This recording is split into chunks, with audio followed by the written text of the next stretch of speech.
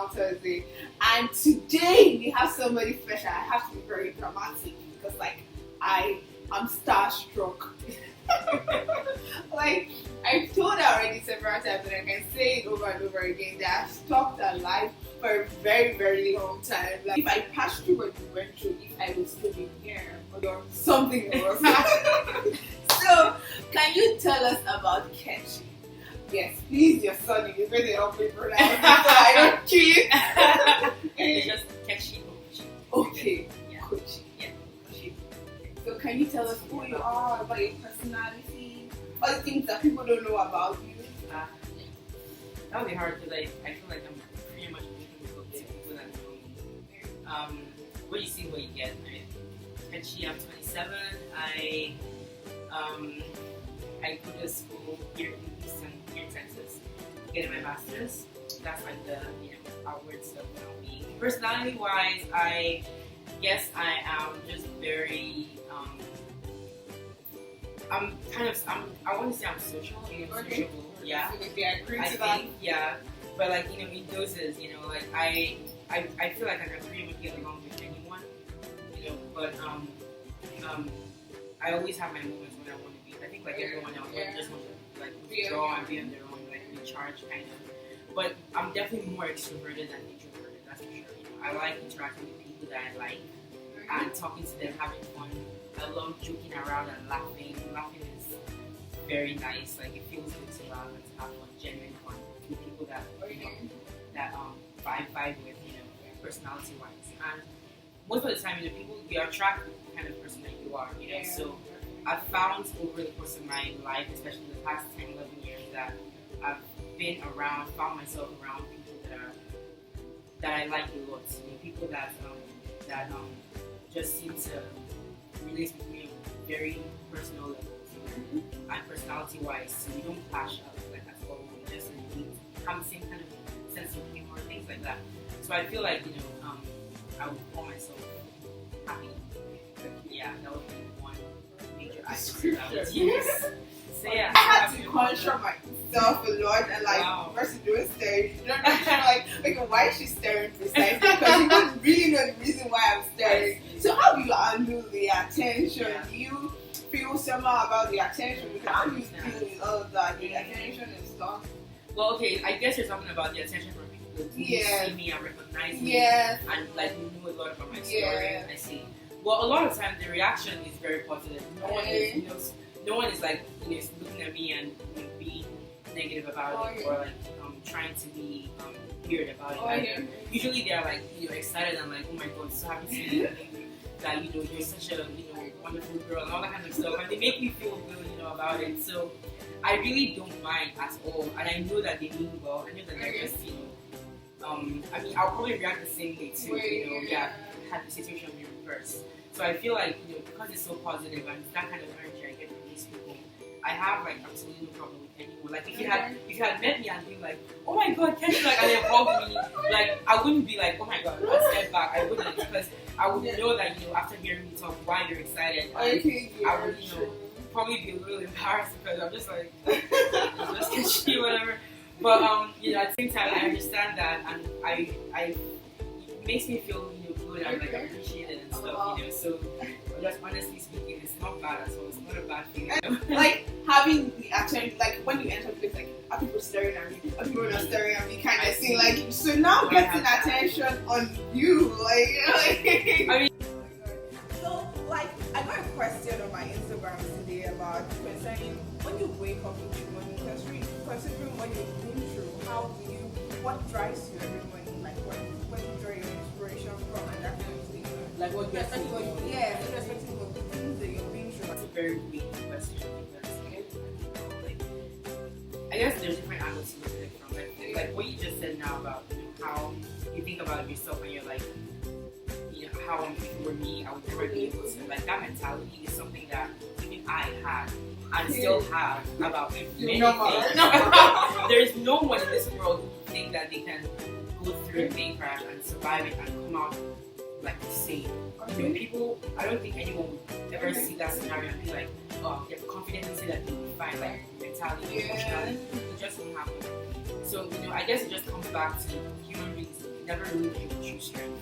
You know, I feel like no, because really, I agree because I remember when I was in London level, there was one quote my vice chancellor used to say that really got me that if we know all that we can do, we literally astound ourselves. Yes. Like that's like it is very true. And this is something that I can say confidently because I've lived it personally. I know that there's no way I knew that I had this level of strength to be able to handle something of this magnitude. I had no idea.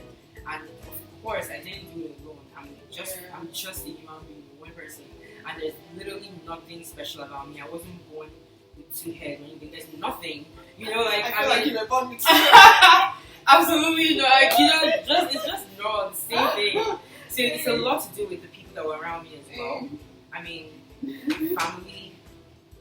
I can't even begin to start. Like, I can't even begin to explain how deeply my family affected my preparation, and then my friends that stuck with me throughout everything, and most importantly my faith, like which before the accident was just there like any other Nigerian girl. Like, her parents were like, go to church, whatever. It's just I'm a Christian, okay, but like how much was I practicing it before the accident? I can't really say that it was any different from any other teenager. But after that, you know, I had to learn how to rely on some force outside of myself. I realized that there's so many things I want to just like give up. I'm just like tired of like pain, itching, all those things. And there's some things that even drugs can't take care of, you know. And my mom can only support me for so much, you know. She can only go so far. Her faith can only carry me to go so far. So I have to learn how to develop my own. And that was such a big part of me, like being able to overcome this entire thing. So like I guess I would say that it was just God really helping me see how much strength I really had to go through it and to overcome all these different obstacles and still come out being who I am and having that's the biggest.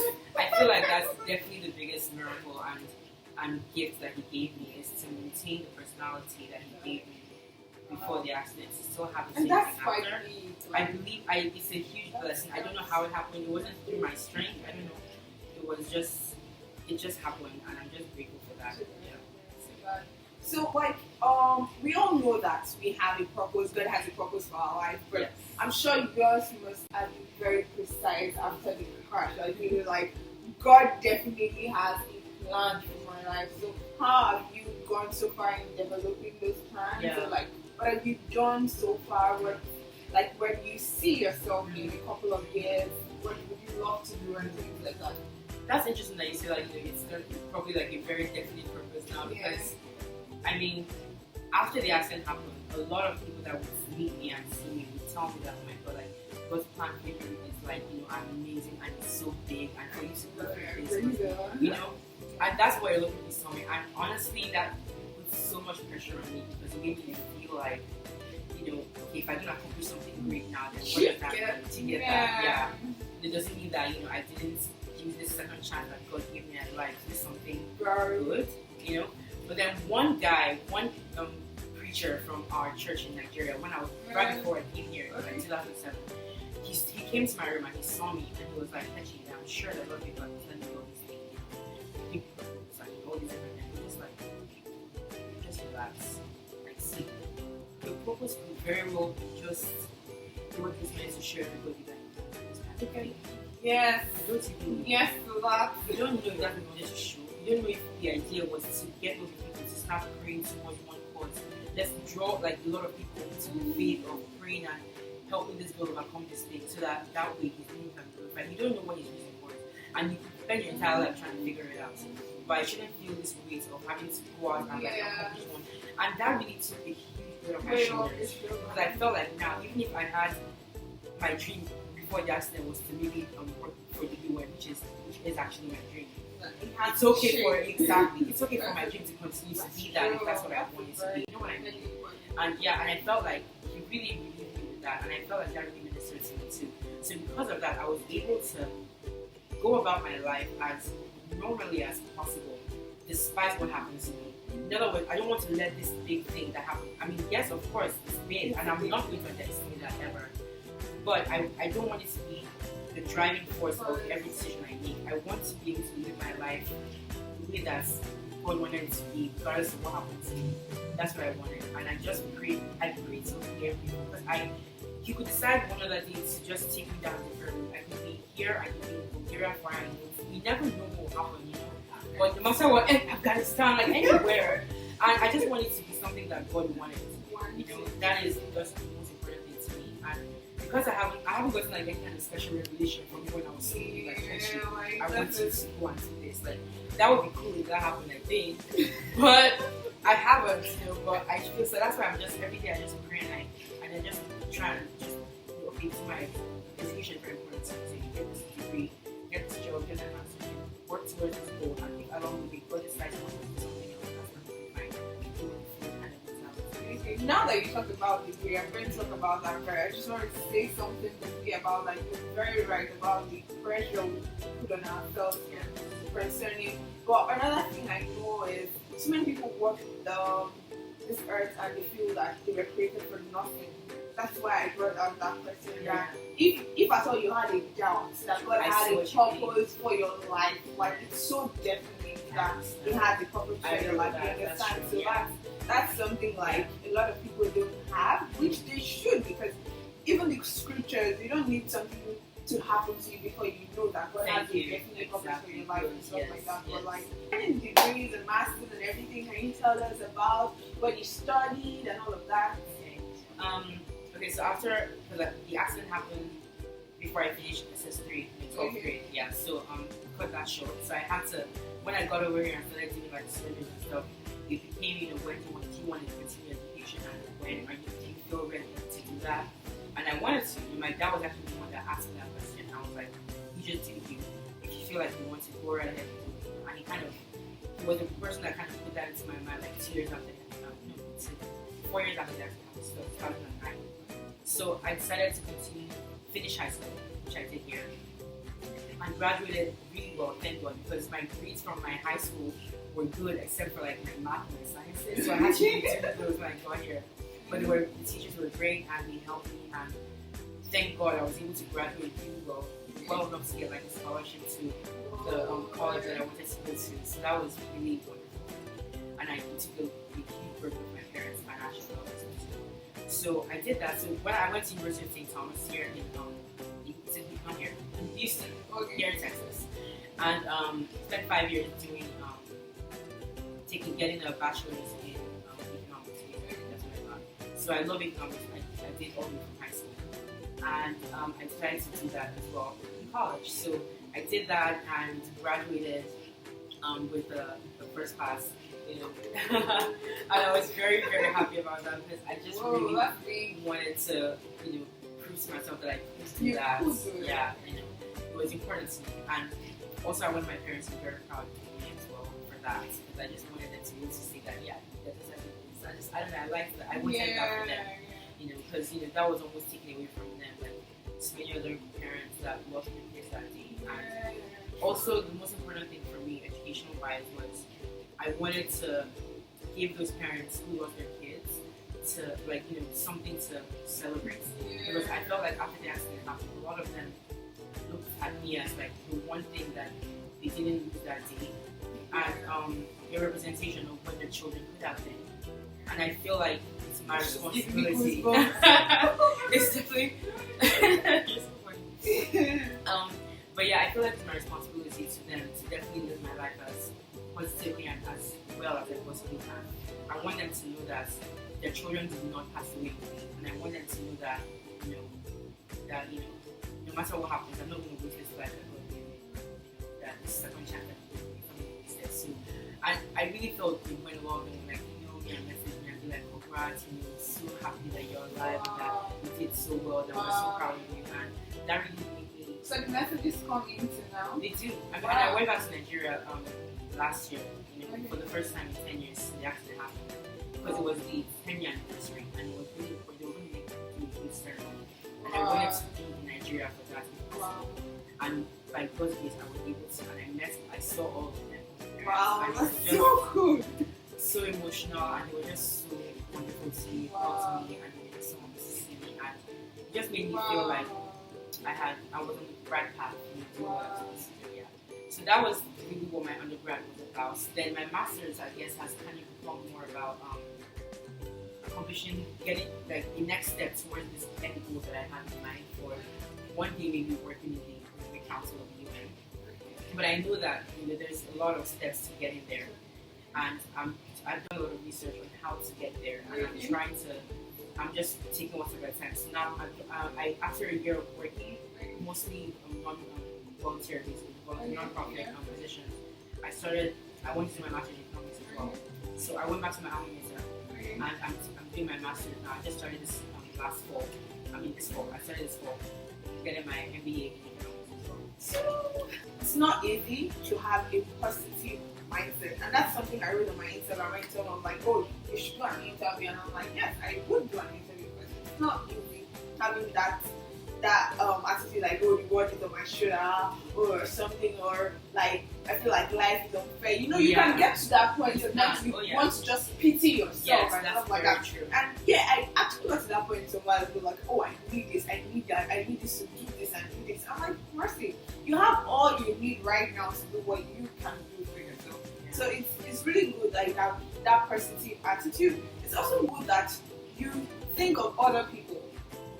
Like, literally, that's what I could get from what you were saying. Like, the other parents, no, really, like, thinking about, oh, let me make them proud and all that kind of thing. It's not something that should be taken like those are very great attributes, and I believe they will take you very far. So, they're really, really cool attributes.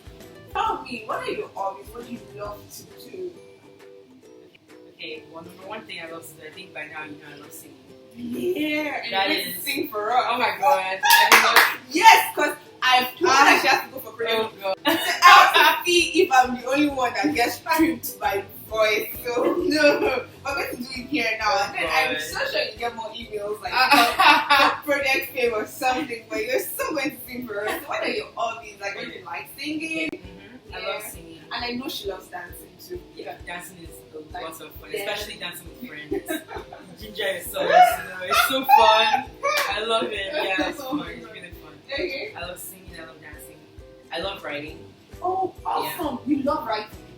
You love writing, like seriously. Like, what do you write about? I write. Well, I have like different things. Like I have like it's kind of like a personal blog, so it's not anywhere online. It's just on my laptop. But ever since the accident, I've had this like file document where I just every once in a while I have these thoughts. I'm just thinking about different things, and I document them basically. So it's kind of like a blog. It has different topics. So I write in my downtime. We can't get to I might get to the point. I feel like every year I get. So, but you can write for short trips, right? What's the no problem. Definitely. Definitely. Go down. I definitely don't mind. So that's how I'm going to like. I know I can say I'm going to like. You're right. I think because somebody is feeling the same. You were to talk about your love for games. Oh my god. Love for anime. Yes, love for books. Like things that I just spend a few days with me and you know me like. Yeah. So let's talk about your games. What games do you like? Games I like. Oh my god. Like I love. Well, first of all, I'm a PS4 girl. I don't do Xbox. Anyway, yeah, because there's no. I mean, there's like all this like weird like Xbox versus PS4. It's like it's letting people know. I don't like Xbox. So I like these games, and I like a lot of like one player like single player games. Okay. I don't know if you know the game that I say, but like I like Assassin's Creed, and I want to play Call of Duty games like a bunch of other people. Video games, I guess, and I love a lot of board games too and card games. Okay, I love chess. Oh wow, that's cool. Yeah, I love chess. I used to play draft at one point. That I know how to play a little bit because it's a little easier. Chess, I couldn't really wrap my head around. Then again, I've never really tried, so. Okay. Yeah. But yeah, I love like playing board games with a bunch of people. Card games with a lot of people. I love it. I wanted to last night, but people were like, nah, not really. But yeah, so I like all sorts of different types of games, not just video games. And then I love anime. Yes. I mean, I grew up watching it and just like expanded when I grew older. And I grew up reading books, like novels. My mom's an avid reader and she like passed it on for sure. And I grew up reading from when I was like, from the moment I picked up a book. And I read like literally anything that mostly fantasy. I love fantasy. Okay. Yeah. So like I love fantasy and like trilogies. I love so like naturally of course I read Harry Potter. Yeah. Oh my god! I was so addicted to Harry Potter, and I started from the first one. You know, like no, it got me. Like, that was childish for me. Like Harry Potter was just. I read it all through. Yeah. Like Harry Potter was deeper on like I love it. And then for games, I know I first started from Prince of Persia on computer. Oh, yeah, that one you not like the first played that. Yeah. Yeah, then I went to Desert Strike on I don't know if it was Sega. Because we started going like before I got to PS3 and then you have Mortal Kombat, WrestleMania. Those are like my favorite. Oh my god, like games are cool, right? Yeah. Especially I played it on my cousins. Like I grew up with a lot of male cousins. That's what I was about to say. I was like, especially when you have brothers. Yeah. Like, that's what they're the ones that influenced me. Yeah, it's not about me. It's actually about you. So they're going to yes, the final question. Drum roll. Okay. So we would love you to sing a song for us. Yes. Yes. Just sing like the chorus of "Come to the Altar." It's elevation worship. Okay. Okay. I have a very bad voice. Okay, so. Okay, fine. It's Oh, come to the altar. The Father's arms are open wide. Forgiveness was brought with the precious blood of Jesus Christ. So nice. She's the first person we're interviewing on Inspirational Thursdays. Yeah. Like I can't imagine any other person. I've been wanting to start this. Let me tell you where you're inspired. Like I've been wanting to start this, and I put it out there that if you have an inspiring story, get in touch.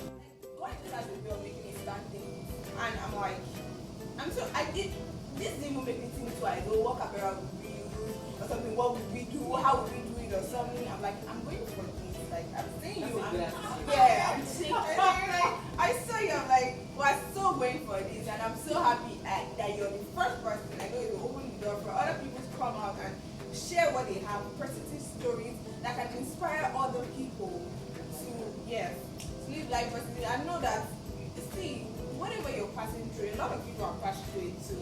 And people have even passed through worse than what you go through. And when it was in Ecclesiastes that Solomon said that there's nothing new under the sun. Oh yeah. Yes. So that's like one of my favorite passages because it's so true. Yes. It's like everything has been recycled over and over. There's nothing new. So if you think that you're going through something and it's just the worst thing for you ever, I promise you that you're not alone. People always seem to forget that and suffer in silence. I think that that's the most crippling thing ever. Yes. You know, a problem shared, like, is a problem half so. You know, and I believe strongly in that. You never know. Because when you open your mouth, you realize that someone might have already gone through it, overcome it, and been advising on it. Like, don't ever keep your problems inside.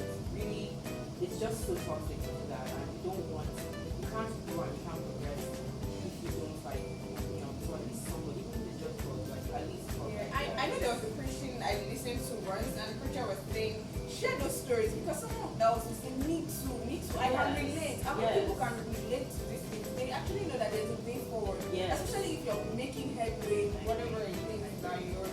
So it's very important. Please leave your comments for Kechi. I don't pronounce your name very well. Kechi. That's it. Kechi. Yes, Kechi. So leave your comments for her. Let's hear from you. Let's hear what you think about it. You want to meet her, you want to say hi.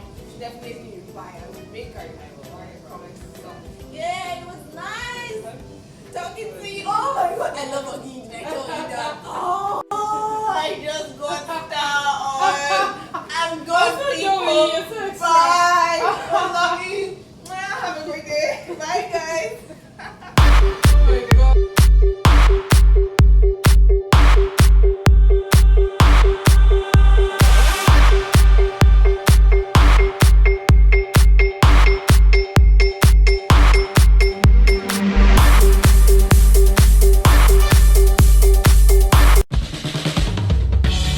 It feels good in my heart, in my soul to bati wa pẹ̀lú mi. I don't ever want this day to end. Check out film, ká tún mú kóòkì ká dẹ̀ lẹ́kọ̀ọ́ bíbí mi. Take a little of